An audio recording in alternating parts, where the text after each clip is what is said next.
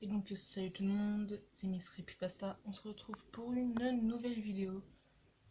Donc la hiérarchie sur les SCP, donc c'est assez long, donc ça sera en plusieurs vidéos. Donc ça sera la saison 0. C'est con mais je vais appeler ça comme ça.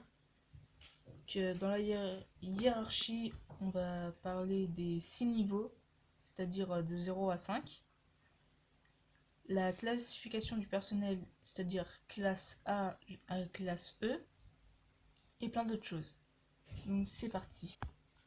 Préface. Les habilitations de sécurité de la Fondation accordées au personnel représentent le niveau ou le type d'information auquel il a accès. Cependant, bénéficier d'un niveau d'accès ne donne pas automatiquement accès à toutes les informations du niveau cité.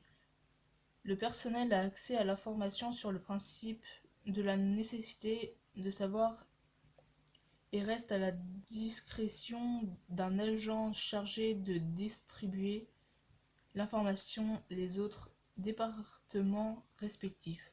Donc je vous préviens, il y a des fautes des fois. C'est pour ça que j'ai du mal à dire. Donc nous allons commencer par le niveau 0, c'est logique, pour les utilisations officielles uniquement. Le niveau 0 d'habilitation de sécurité est donné au personnel non essentiel n'ayant pas besoin d'accéder aux informations concernant les objets anormaux ou entités confinées par la Fondation. L'accès de niveau 0 est généralement attribué au personnel administratif non sécurisé, à la logistique ou à des postes d'entretien des installations qui n'ont pas accès aux données sensibles. Niveau 1. Confidentiel. Le niveau 1 d'habilitation de sécurité est donné au personnel travaillant à proximité, mais sans accès direct aux informations des objets anormaux ou entités confinées.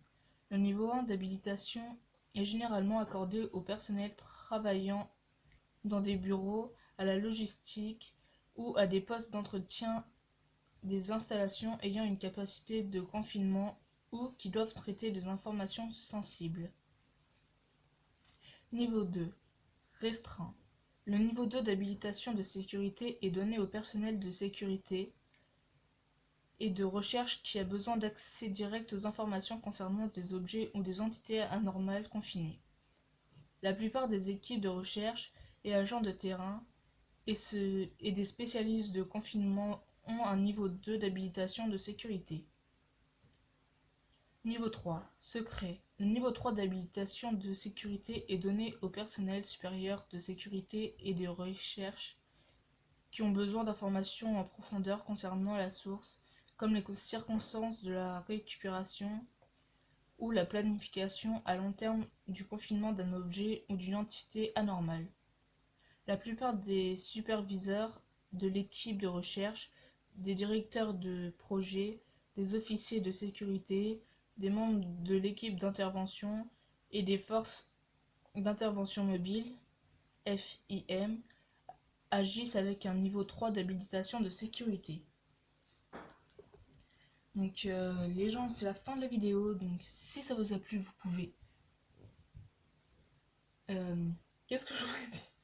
Ah oui, vous pouvez vous abonner, vous pouvez aimer la vidéo, disliker, ça me dérange pas. Laissez un commentaire, mais pas des commentaires genre bonjour, je me fais frapper par mon père, aimez le commentaire, enfin voilà, genre ça. Donc parlez au moins des vidéos que je fais et si ça vous plaît. Donc salut les gens.